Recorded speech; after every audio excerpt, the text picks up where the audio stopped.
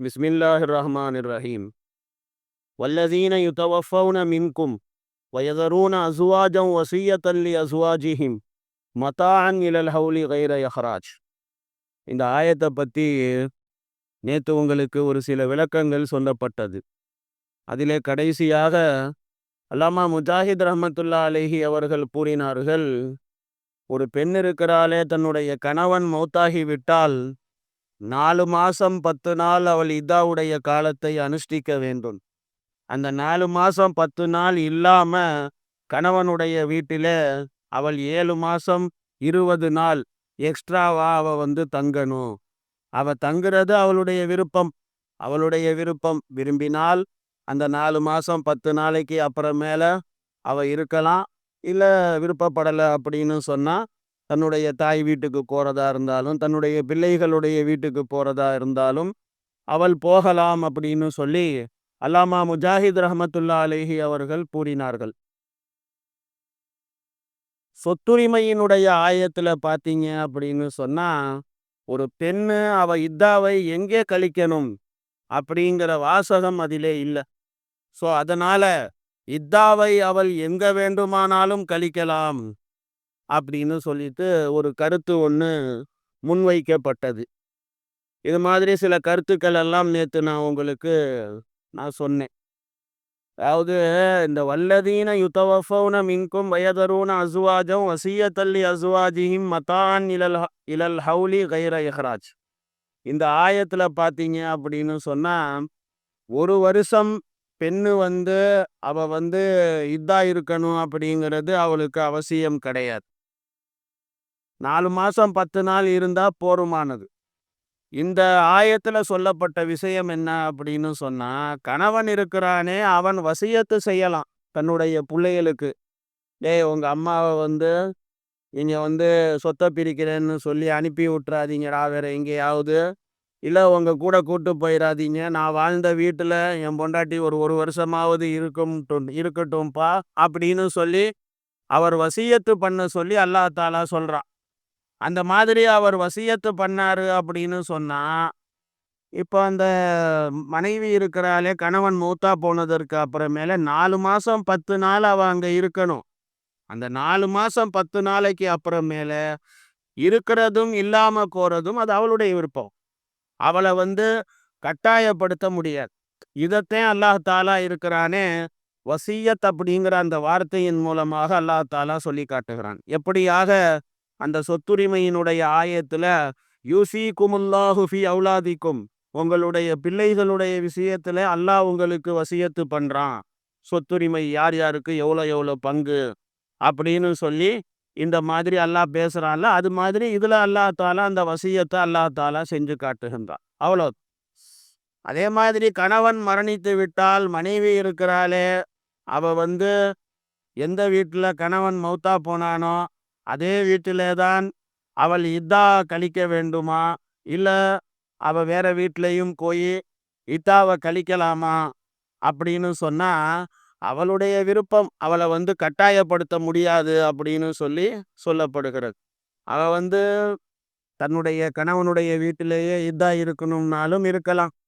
இல்லை தன்னுடைய தாய் வீடு தன்னுடைய பிள்ளைகள் வீடு அவங்க போய் இதா இருக்கணும் அப்படின்னு சொன்னாலும் இதா இருக்கலாம். இமாம் இப்னு தைமியா ரஹ்மத்துல்லா அலைஹி அவங்க இதைத்தான் சொல்றாங்க. அவளுக்கு எங்க விருப்பமோ அங்க இருந்துக்கலாம் அப்படின்னு சொல்லி அவங்க சொல்றாங்க. ஆனா மற்ற உலமா பெருமக்கள் அவங்க என்ன சொல்றாங்க அப்படின்னு சொன்னா, அப்படி இல்லைங்க.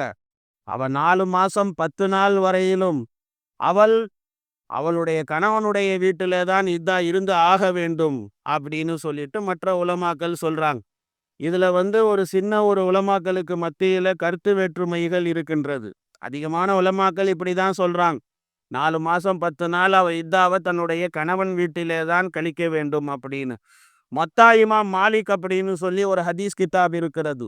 அந்த ஹதீஸ் கிதாப்ல ஒரு ஹதீஸ் ஹஜ்ரத் அபு சயீத் குத்ரி ரதியல்லாஹு தஆலா அன்ஹு அவங்க ஹஜ்ரத் அபு சயீத் குத்ரி ரதியல்லாஹு தஆலா அன்ஹு அவர்களினுடைய ஹம்ஷீரா ஃபரியா பின்த மாலிக் ரதியல்லாஹு தஆலா அன்ஹா ரசூலுல்லாஹி ஸல்லல்லாஹு அலைஹி வஸல்லம் அவங்க கிட்ட வந்தாங்க.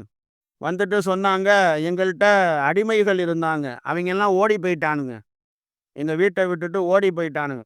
அவங்கள தேடுறதுக்காக என்னுடைய வீட்டுக்காரர் கிளம்பி தேடுறதுக்காக வேண்டி போனாரு. போயிட்டு திரும்புற வழியில அவங்கள பார்த்துட்டாரு. பார்த்துட்டு அவங்கள கூட்டு வரலான்னு பார்த்தா அவங்க எல்லாம் ஒன்று சேர்ந்துட்டு என் கணவனார போட்டு தள்ளிட்டானுங்க. சாவடிச்சுட்டான், மௌத்தாக்கிட்டான், கத்தல் செஞ்சுட்டானுங்க. இப்ப என்னுடைய கணவனாருக்கு வீடெல்லாம் கிடையாது. சொந்த வீடு கிடையாது. ஏதோ வாடகை வீட்டில் இருந்திருப்பாங்க போல. அவருக்கு சொந்த வீடு கிடையாது. அப்போ நான் இத்தாவை எங்கே கழிக்கணும்? சாப்பிட்றதுக்கு குடிக்கிறதுக்கும் வீட்டில் ஒன்றும் இல்லை. வீட்டுக்காரரும் தவறிட்டார், அவரும் மௌத்தா போயிட்டார்.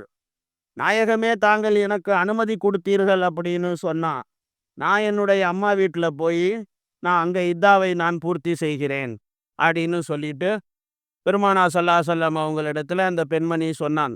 அப்போ நாயம் ஸல்லல்லாஹு அலைஹி வஸல்லம் அவங்க சொன்னாங்க, சரி போய் உங்கள் அம்மா வீட்டில் போய் இதா இரு அப்படின்னு சொல்லிட்டான். நான் திரும்பிட்டு நான் என் வீட்டுக்கு போயிட்டேன் கிளம்பி. நான் என்னுடைய ரூமில் இருந்த பொழுது பெருமானார் ஸல்லல்லாஹு அலைஹி வஸல்லம் அவர்கள் என்னை அழைக்க விட்டார்கள். 2 விதமா வருது. என்னை அழைக்க விட்டார்கள் அல்லது என்னை அழைத்தார்கள். மறுபடியும் என்ன சமாச்சாரம், மறுபடியும் சொல்லு அப்படின்னு சொல்லி ரசூலுல்லாஹ் கேட்டாங்க. நான் மறுபடியும் நடந்த விஷயத்த நான் பெருமானார் ஸல்லல்லாஹு அலைஹி வஸல்லம் அவங்களிடத்துல சொன்னேன். அப்போ நாயம் ஸல்லல்லாஹு அலைஹி வஸல்லம் அவங்க சொன்னாங்க, நீ உன்னுடைய வீட்டிலேயே நீ இத்தாவை கழி அப்படி சொன்னாங்க. அதாவது கணவனுடைய வீடு, கணவன் எந்த வீட்டில் உன்னை வாழ வச்சாரோ அதே வீட்டிலே நீ 4 மாதம் 10 நாள் வரையிலும் இத்தாவை கழி அப்படின்னு சொல்லி பெருமானார் ஸல்லல்லாஹு அலைஹி வஸல்லம் சொன்னாங்க. ஸோ நானும் அதே மாதிரி 4 மாதம் 10 நாள் வரையிலும் என் வீட்டுக்காரருடைய வீட்டில் தான் நான் இருந்தேன். அதாவது அவர் என்னை எங்கே வாழ வச்சாரோ, சொந்த வீடு இல்லாட்டியும் எங்கே என்னைய வாழ வச்சாரோ அந்த வீட்டில் தான் நான் இருந்தேன்.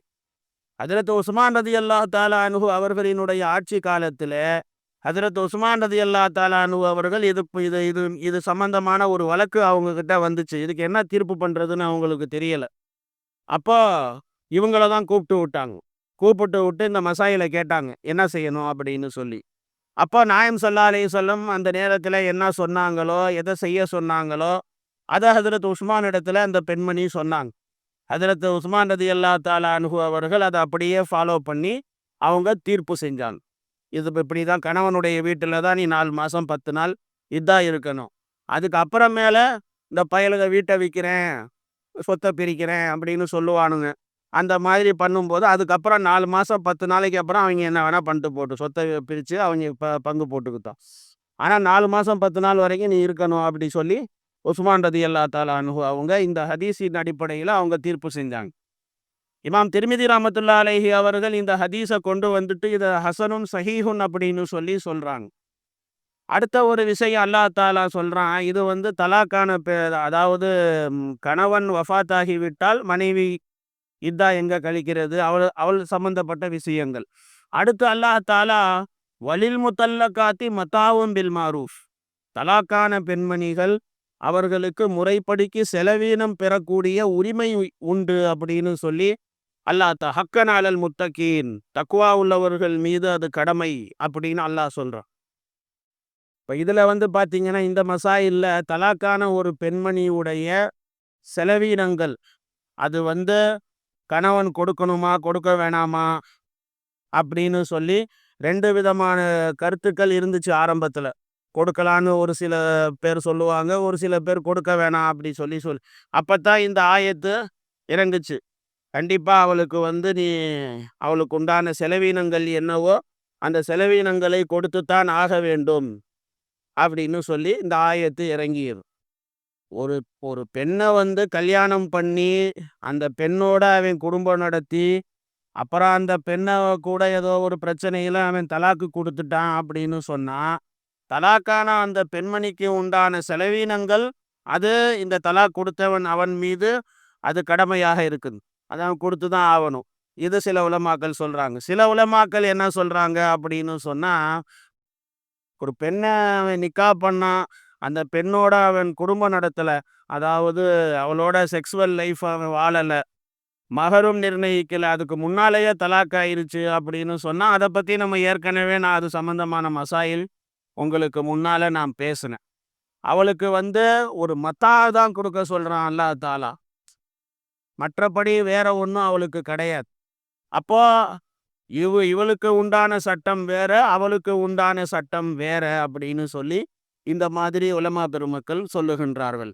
அப்போ தலாக்கான பெண்மணி கணவனோட குடும்பம் நடத்தியவளாக இருந்தால் அப்படின்னு சொன்னா அவளுக்கு உண்டான செலவீனத்தை கொடுப்பது இந்த கணவன் மீது, இந்த தலாக் கொடுத்தவன் மீது கடமையாக இருக்கிறது. அதைத்தான் அல்லாஹ் ஹக்கன் அலல் முத்தகின், நீ கொடுக்காம நீ டபாய்க்கலான்னு பார்த்த அப்படின்னு சொன்னா தக்குவா உள்ளவர்கள் மீது கடமைன்னு அல்லாஹ் சொல்றான். தக்குவா உள்ளவனா இருந்தா குடு, இல்லைன்னா அல்லாட்ட போய் பதில் சொல்லு. உலகத்திலையும் பதில் சொல்லணும். ஏதோ நல்ல பொம்பளைங்கெல்லாம் இருந்தாங்கன்னா கோர்ட் வரைக்கும் இழுக்க மாட்டாங்க, இல்லைன்னா கோர்ட்டில் போய் கோத்து விட்டு போயிடுவாரு. அப்புறம் கோர்ட்டு கேஸுன்னு சொல்லி அலைஞ்சுக்கிட்டே இருக்க வேண்டியதுதான். அப்புறம் அல்லாஹ் தாலா இதையெல்லாம் சொல்லிட்டு அல்லாஹ் என்ன சொல்றான், கதாலிக யுபையினுல்லாஹு லக்கும் ஆயாத்திஹி லஅல்லக்கும் தாக்கிலூன், நீங்கள் விளங்குவதற்காக வேண்டி தன்னுடைய வசனங்களை அல்லாஹ் உங்களுக்கு இந்த மாதிரியாக அல்லாஹ் தாலா விவரிக்கின்றான். எது ஹலால், எது ஹராம், எது ஃபர்து, எது ஃபர்து இல்லை, அல்லாஹ்வுடைய வரம்புகள் என்ன, அல்லாஹ் எதை ஏவினான், எதை தடுத்தான், இது எல்லாம் அல்லாஹ் தாலா தெள்ள தெளிவாக விளக்கமாக அல்லாஹ் தாலா பேசி இருக்கிறார். எதுலையுமே மூடல் கிடையாது, மூடல் கிடையாது. குரான்ல உள்ள ஒவ்வொரு விஷயத்துக்கும் நாயம் ஸல்லல்லாஹு அலைஹி வஸல்லம் அவங்க விளக்கம் சொல்லியிருக்கிறாங்க. எல்லாத்துக்குமே விளக்கம் இருக்குது. அந்த விளக்கத்தை வச்சு அல்லாஹ் என்ன சொல்ல வரான் அப்படிங்கிறத நம்ம விளங்கி கொள்ளலாம். அந்த மாதிரி விளக்கங்கள் சொல்லப்போ ஏதாவது தேவையுடைய நேரத்தில் அல்லாஹ் இதில் என்ன சொல்கிறான், அல்லாஹ்வுடைய ரசூல் என்ன சொல்கிறாங்கன்னு பார்த்தா அதில் கன்ஃபியூஸ் ஆக வேண்டிய அவசியம் கிடையாது. அந்த அளவுக்கு எல்லாரும் விளங்குற மாதிரி அல்லாஹ் தாலா இருக்கிறானே குரான் ஹதீஸில் அல்லாஹ் ரசூல் பேசியிருக்கிறான்.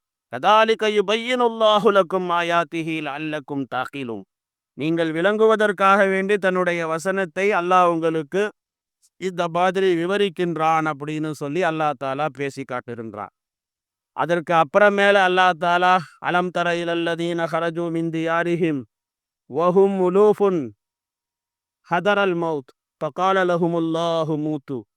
இந்த ஆயத்துல ஜனனம் மரணம், வாழ்க்கை மௌத்து, இது எல்லாம் அல்லாஹ்வுடைய கையிலே தான் இருக்கிறது. அதை பற்றி அல்லாஹ் தாலா பேசுகிறான். அது இன்ஷா அல்லாஹ் நோன்புக்கு அப்புறமேல இன்ஷா அல்லாஹ் பார்ப்போம். இது வரைக்கும் இன்ஷா அல்லாஹ் இருக்கட்டும். எதை ஒரு வருடமாக நாம் தஃப்சீரில் கேட்டோமோ அல்லாஹ் ரப்புல் ஆலமீன் அதன் படிக்கு அமல் செய்யக்கூடிய தௌஃபீக்கை அல்லாஹ் நம் அனைவர்களுக்கும் தந்தருள்வானாக. சுப்ஹானல்லாஹி